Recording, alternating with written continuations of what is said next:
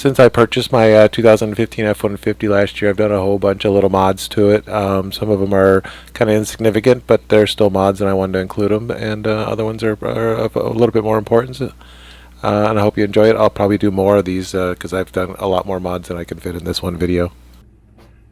One of the first things I did when I got my truck is set it up with some more keys. It only came with one key originally, and that was it. Obviously it's a used truck, and I didn't get everything. That kind of leaves me vulnerable in my book, so I went ahead and had I have a guy that I work with, a mobile locksmith, come out, did 2 more keys and fobs, all programmed. They're actual OEM. He said he's had problems with some of the other ones, so that's what he goes with. And then I also had him do just a simple key that has, obviously no chip. My theory is I hide this somewhere underneath the truck.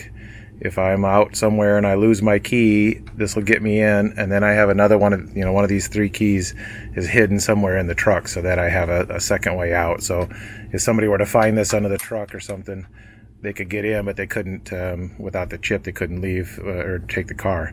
So the other thing is I have the little tie down things that are in the back of the in the bed of the pickup, and those keys were not with it as well. And I found out that there's a place on eBay that you just tell them the code from the lock, and they send you a key. So not the most secure, but at least it stops the casual person from grabbing those off of there.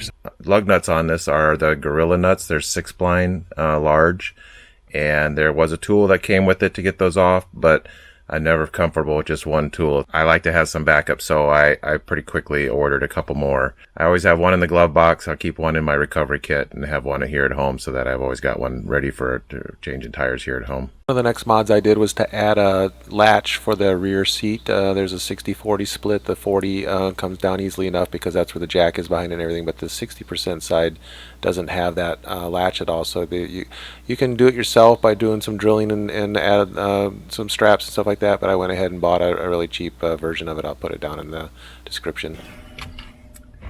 Okay, I found the sweet spot for getting this snap back in easier, so it's all solid now. I can loosen it.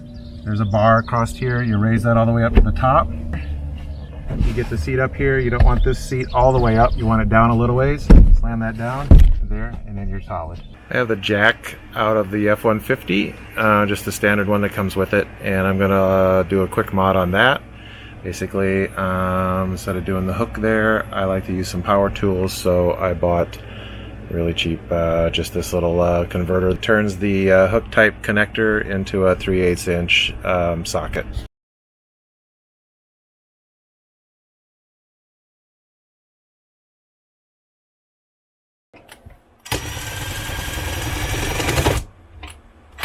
Alright, we're going to do a couple more mods for this truck, and I kind of look like I'm an advertisement for Husky.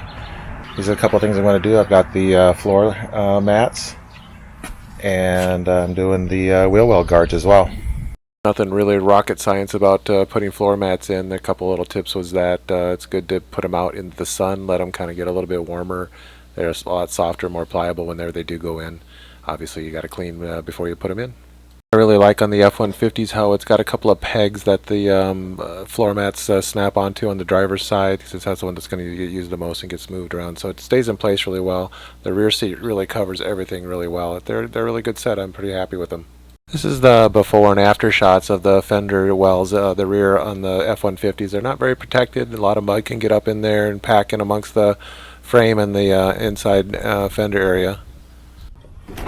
Alright, a lesson learned on the first one is that there's some pieces of plastic kind of left behind some of his punches.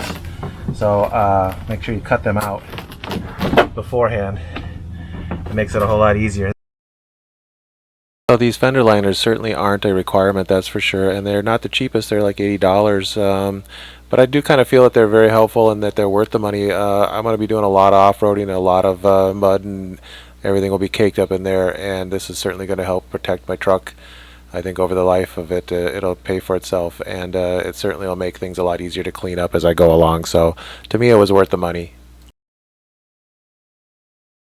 Next on the list is how I decided to put my fridge slide in. I did some mock-ups with some wood, kind of supported up a little bit, and ended up putting in a whole shelf on the 60% side of the back seat with the back seat folded up. So to start with, I built a platform. That's, the back seat is a 60/40 seat, I guess, or 70/30. I built a wood platform with some wood I had sitting around. It's probably 3/8 inch plywood, and it's screwed into where the foundation of where the back seat folds down. There's holes there. I just screwed it into that, or bolted it into that. The wood itself wouldn't have been strong enough to support the entire weight of all this, so I did add a piece of I guess it's C-channel, you could call it, from a hardware store to give this some support and strength across here. You can see if you go up underneath here, I do have a piece of a 2x2 on there, so that it's a little bit taller. And the reason I did that is because I wanted to use this space under here. I already had some of these Sterilite tubs, but I got plenty of room for two tubs of clothing there. So then also I'm using the same refrigerator slide that I've had in my other videos. You look back and you can see how I built that. The only difference I've done on this slide compared to what it was before was that I've added this lock to lock the roller into place so it doesn't rattle. So then basically it ends up, I'm at an angle in here. You can kind of see from the back seat here that there's an angle, and that's compared to, it's not just flush against the back seat that's put up. It's at an angle for a reason, and that's because the door itself is still at an angle. So I can pull this out, and I'm still cleared the door. And that's the main purpose of that, why it's at a slight angle for that. Before, I did have a way that I was basically mounting this in the Xterra so it would stop movement this way, and I've kind of done the same thing with this, where I'm just using a cinch strap, and it's connected into the strap that's used for the baby seat secure, so it doesn't affect anything there. I've taken out the headrest so there's more room. So for this quick project, I'm going to make a board in the back of the F-150 that's going to be used to strap things down. I just simply got a piece of 3/4 inch plywood, used a cardboard template, marked it, and cut it out using the jigsaw. So far that's all I've done. Right, to do a little bit of weather sealing on that board for the back of the pickup, I'm just going to use, I got some old, not even a half a gallon left of this Thompson's water seal. I used it on a fence or something a lot of years ago. I hope it's still good. I'm just going to use a simple garden sprayer and just spray it on. As you can see, the water seal kind of goes on a little bit milky. I made sure it was pretty well covered, and then I'll just flip it over and do the other side. Hopefully it'll help some. If anything, I've read that it can help prep it for painting later if I do that. I simply bolted some D-rings to that wood, and now I have different configurations. I can strap different things in at different locations. I used what's left of the 3/4 inch plywood to fill in the rest of the bed, so I have basically a full coverage now. One of the problems I have with the F-150 in 2020, it doesn't really have that great of cup holders. It does have plenty. There's 2 here and 2 down there, but they're like for Dixie cups. They're really small. This is 2020, man. We like something big. So I usually use the big 40-ounce containers that are insulated, like from Costco. And this style of drinking container holds ice really well, but not even close.